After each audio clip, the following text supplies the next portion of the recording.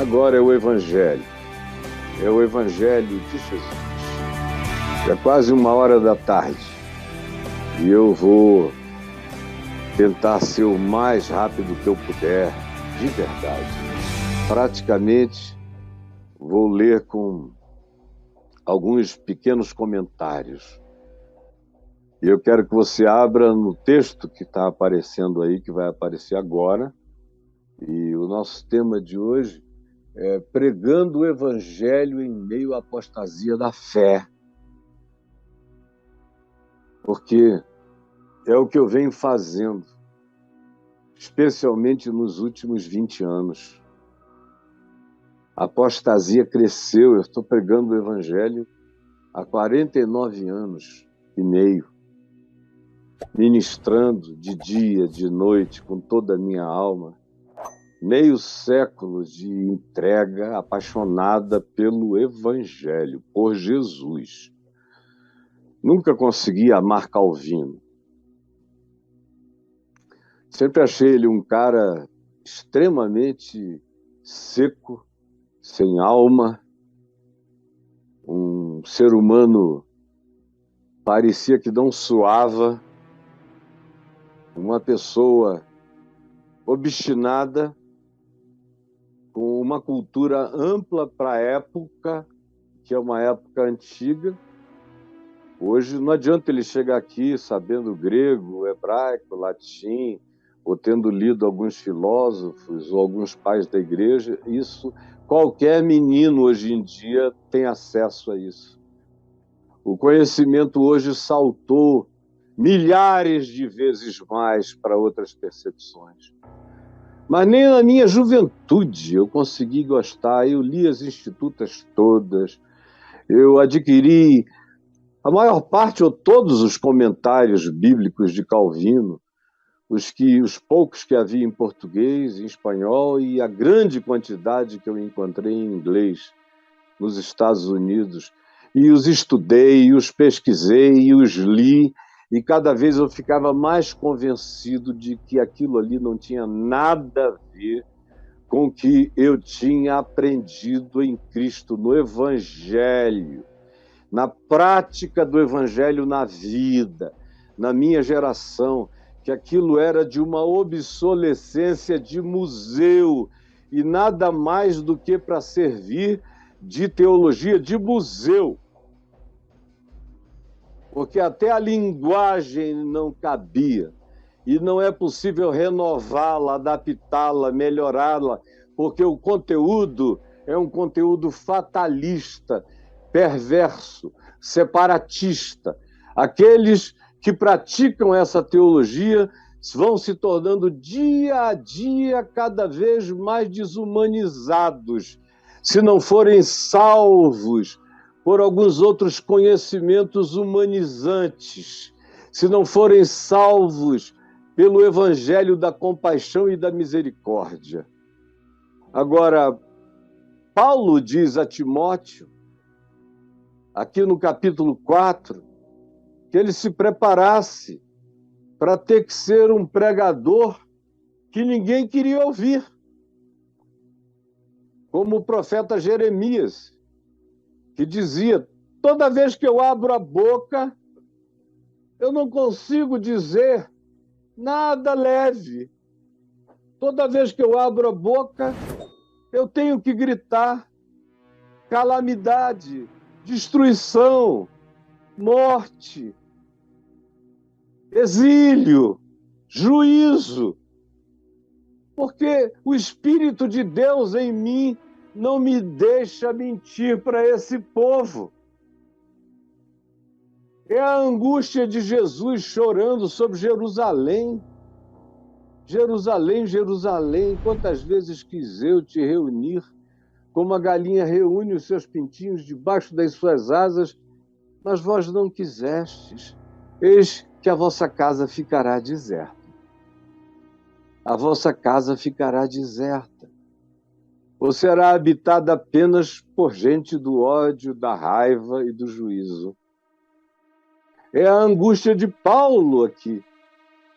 Prestes a morrer em pouco tempo, ele partiria. E ele sabe que estava no apagar das luzes entre a história e a eternidade. A consciência dele é grande, a tristeza dele é profunda, porque ele olhava em volta e só havia deserções. E os que não desertavam aderiam aos falsos ensinos. Gente que tinha ouvido o evangelho da graça de Deus pela boca de Paulo por tanto tempo e agora chegavam falsos apóstolos e os levavam de roldão. E outros voltavam atrás para o judaísmo. E alguns deles fizeram moonwalking para o paganismo, ou para o gnosticismo, ou para as filosofias e religiões de mistério, que faziam sincretismo com o nome de Jesus. E ele está aqui falando com um jovem que ele esperava, assim como o Davi Miranda Neto nos falou aqui, ele esperava que os jovens, como Timóteo, acordassem e entendessem que agora dependia tudo deles, porque os velhos e adultos não traziam esperança para o futuro. E ele diz na primeira epístola, no capítulo 4, que você lê aí, ora, o Espírito Santo afirma expressamente que nos últimos tempos alguns apostatarão da fé. Apostatarão, deixarão a fé no Evangelho, a fé pura. E como eu repito todo dia, não era a fé numa doutrinação sistematizada, dogmatizada, eles não tinham o Novo Testamento. Eles não tinham nada disso. Eles não tinham os 4 evangelhos. Eles só tinham a mensagem oral, que vinha dos apóstolos e era repetida por pessoas fidedignas em relação ao que Jesus tinha feito, ensinado, vivido e praticado. Esse era o evangelho. Era baseado na encarnação, não em livros, não num amontoado doutrinário feito 1.500 anos depois por um advogado francês. Se transformou numa espécie de Allan Kardec presbiteriano, Calvino. Não. Paulo diz, se você está ouvindo de mim, que não andei com ele aqueles 3 anos e meio, mas fui atropelado pela luz dele e o conheci melhor do que muitos dos que conviveram com ele na carne e na história, mas não o discerniram no espírito até o dia de hoje. E ele diz, é o espírito que me diz que nos últimos tempos, e tanto mais quanto a gente chegue na maturidade desses tempos, quanto o escatom chegue na nossa direção, ele diz, alguns apostatarão. Lá, escrevendo aos Tessalonicenses, ele praticamente substitui o alguns por todos, ou a maioria, a grande parte, apostatará da fé. Ia ficar um grupo pequeno, segurando a fé, e sendo criticado por isso, ou perseguido por isso. E por que apostatarão da fé? Por obedecerem a espíritos enganadores e a ensinos de demônios. E, infelizmente, gente, eu não tenho o menor temor de que o que eu vá falar seja um exagero. Mas o que nós estamos assistindo, da Igreja Presbiteriana ao Edir Macedo, passando por toda essa contingência de pastores que apoiam a morte, a arma, o tiro, a violência, a defesa em metralhadoras. Ninguém crê mais que não é nem por força, nem por violência, mas pelo Espírito de Deus, como o Senhor diz. Ninguém crê mais nessa bondade, dos filhos de Deus que Jesus exalta, que são os pacificadores. Essa realidade descrita como felicidade no Sermão da Montanha por Jesus, hoje é abominada pela igreja. Humildes de espírito, coisa nenhuma, tem que ser exaltado, soberbo, arrogante.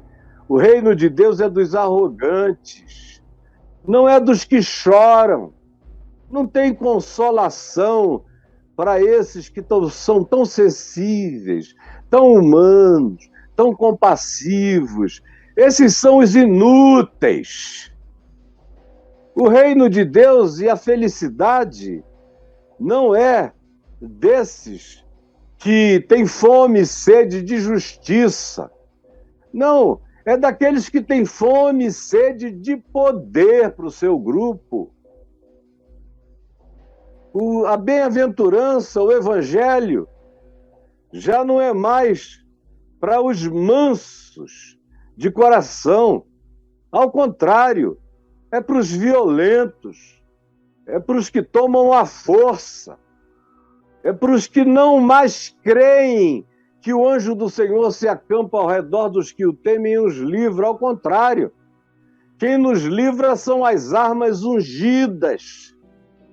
Eles não creem mais que o Filho de Deus, os filhos de Deus, são os pacificadores. Isso é gente idiota. É gente discípula de um espírito que não é o que a nossa igreja ensina. Nós somos gente que pisa, mata, esfola, em nome de Jesus, que arromba e estoura tudo. A felicidade, segundo Jesus, já não habita mais a vida daquele que eventualmente seja perseguido por causa da vida em justiça. E aí, a injustiça dos demais, que são maioria, os persiga. Não, o que eles dizem é: fique com a maioria, pare de querer ser uma minoria justa do reino de Deus, porque isso não traz futuro nenhum para você, como já me disseram pessoalmente. E sofrer pelo evangelho, foi o próprio Macedo que me disse, isso dá azar. Aqui na minha igreja eu não quero ninguém pagando preços pelo evangelho. O único preço que se paga lá é esse, de doar tudo que tem para o Macedo. Mas sofrer pelo evangelho, enfrentar o evangelho, o antagonismo ao evangelho, ficar sozinho na vida por causa do amor ao evangelho, isso é coisa de idiota, é o que nos ensinam, porque a apostasia chegou. E Paulo diz, e chegou, você pode achar que é porque foi um mover. O Macedo virou Macedo por causa do Kenneth Reagan. E porque ele aprendeu uma violência, eu não vou dizer aonde, mas que ele me falou que decidiu exacerbar muitas vezes mais, porque ele sabia que aquelas práticas que ele aprendeu na origem, se exacerbadas, dariam um resultado financeiro extraordinário. Ninguém me contou, foi ele a mim. Eu não trago recados, eu digo o que eu ouvi. E aqui, na igreja presbiteriana, não é diferente. Eles estão lá com documentos, chamando uns aos outros de deputados e tudo mais, mas estão seguindo ensino de demônios.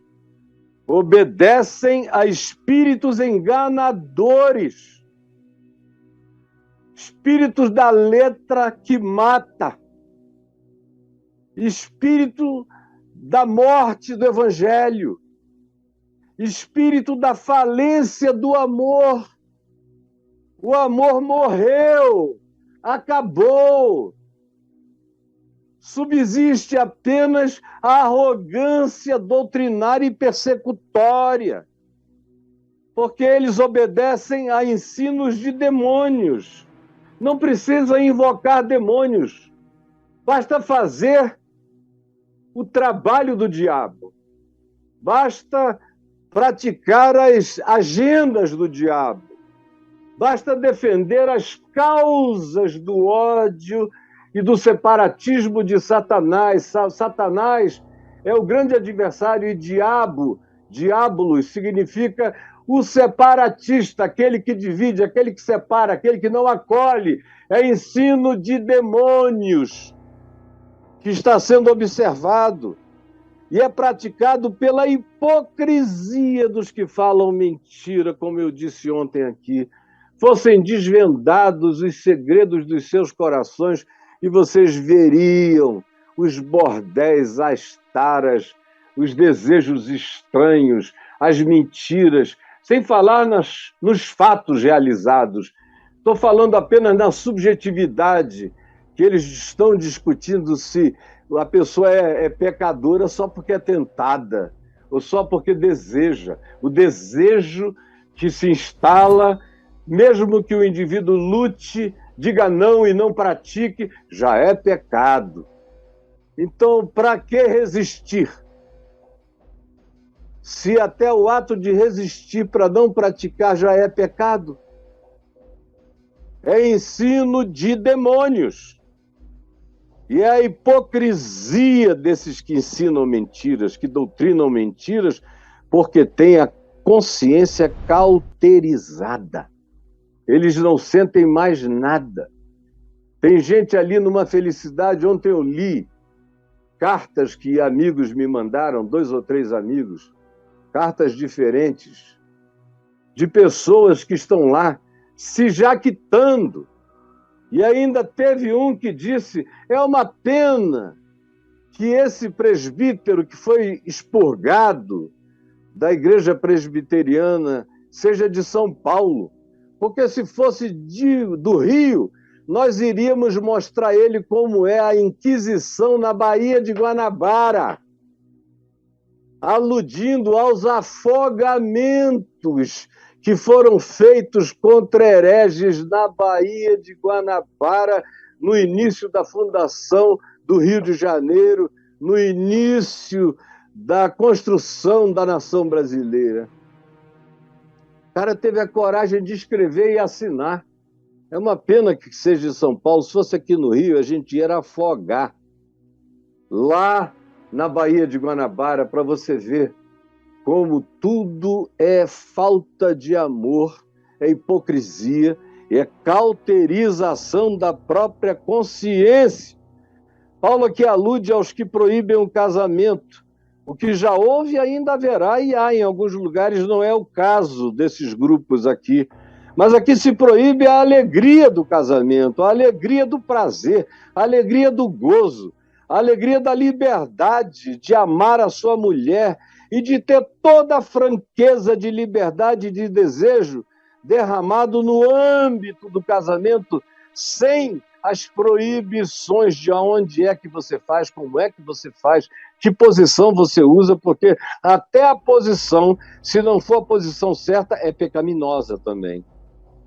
Até um grande desejo pela própria esposa é classificado como lascívia. E ainda exigem abstinência. Não coma isso, não beba aquilo, não toque naquilo outro. Cria uma falsa piedade de abstinências, mas que Paulo diz não tem nenhum valor contra a sensualidade, só produz mais tara. E o que eles fazem, e o que eles ensinam, não tem nenhum significado, porque Jesus nos ensinou que todas as coisas são puras para os puros e recebidas com gratidão. Todas as coisas de alimentos, as nossas práticas de amor, se feitas com amor e gratidão, são santificadas e nada é recusável, porque pela palavra de Deus e pela oração, tudo é santificado.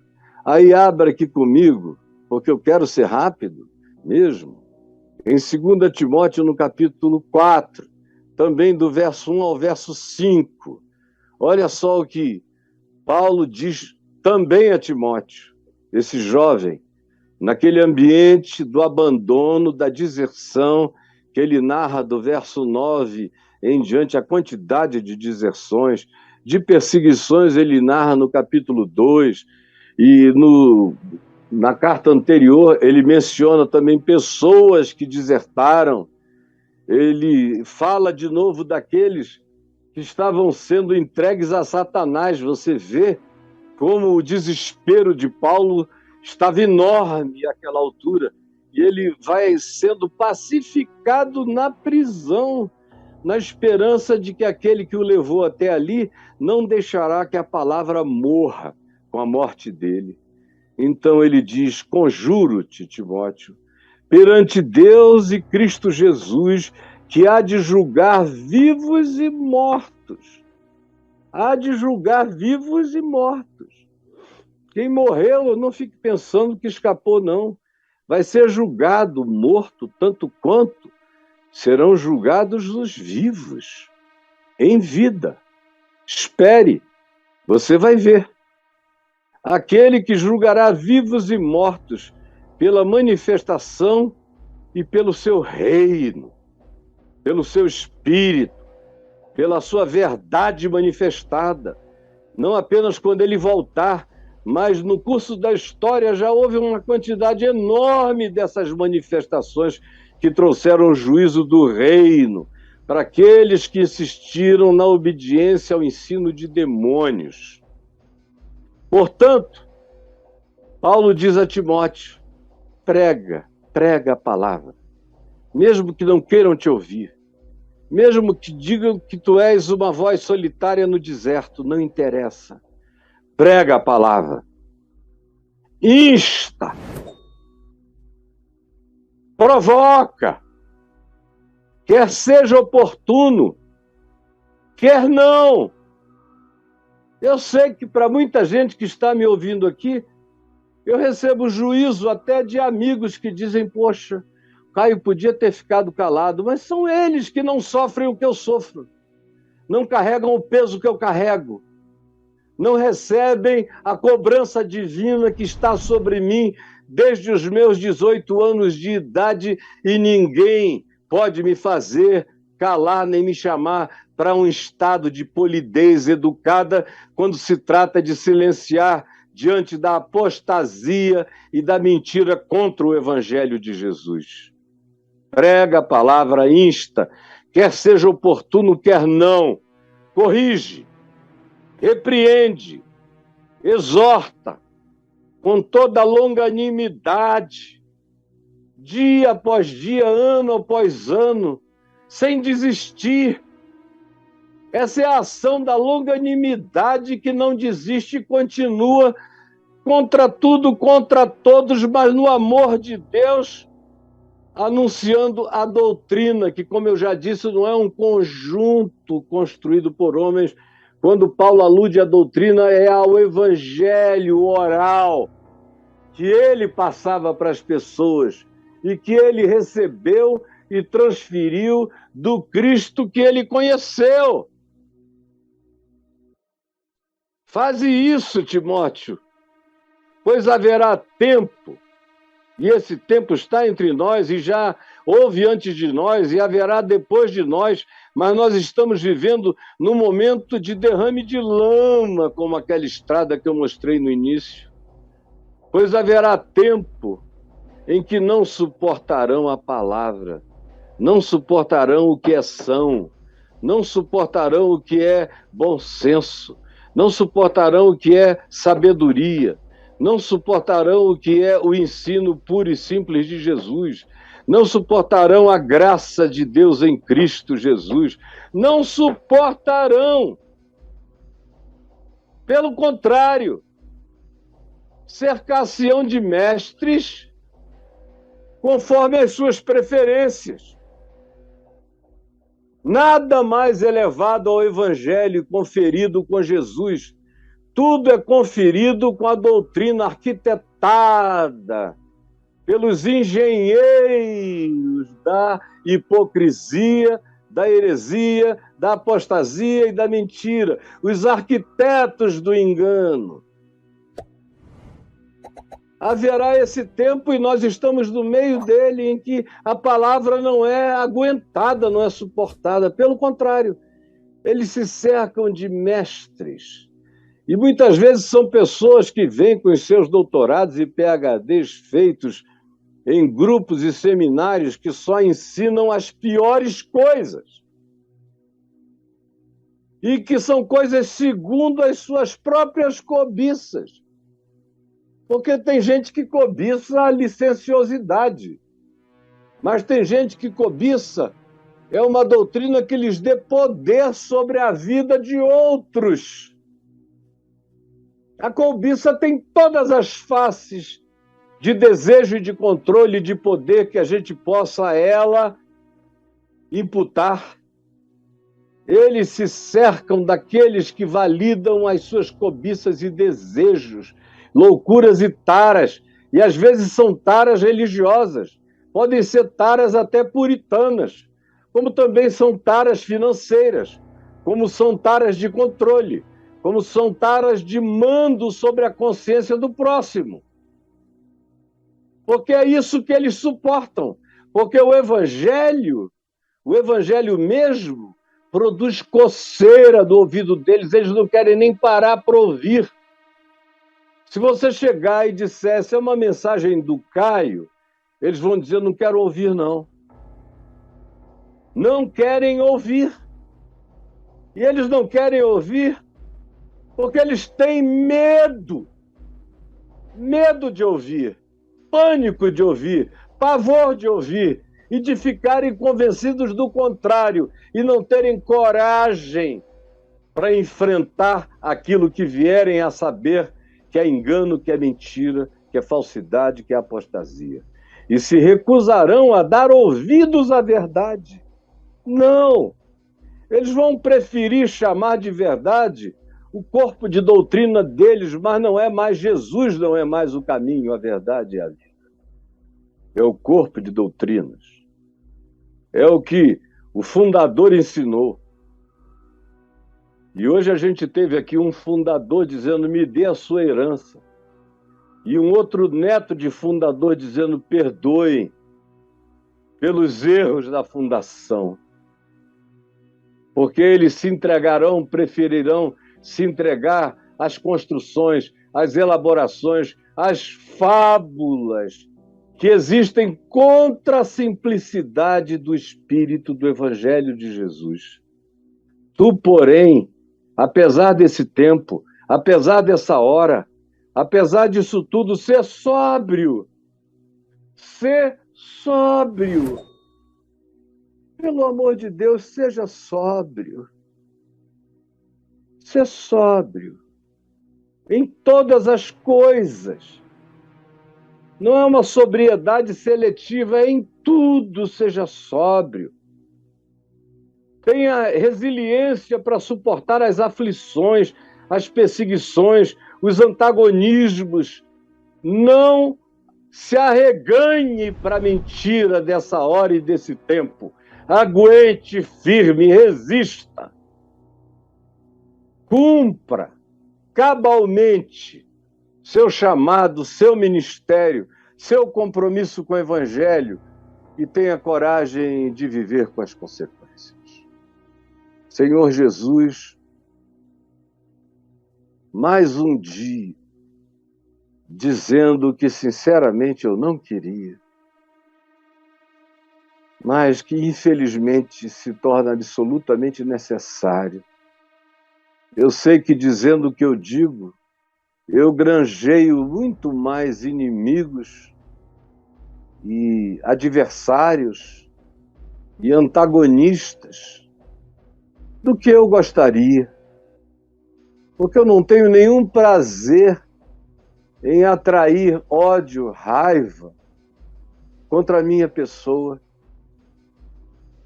mas eu não tenho condição de silenciar quando tu estás sendo ilameado, quando o teu caminho, quando a tua verdade e vida se transformaram numa estrada, num caminho de lama, de mentira, de engano, de perversidade, de apostasia, de anti-evangelho.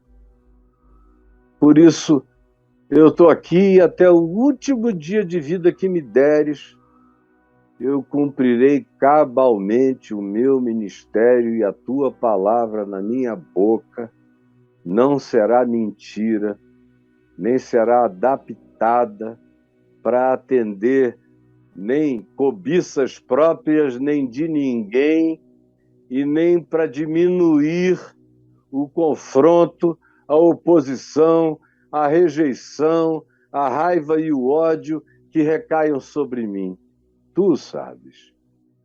Abre o coração de alguns nessa era da hipocrisia, do engano e da mentira. É o que eu te imploro. Em nome de Jesus. Amém e amém.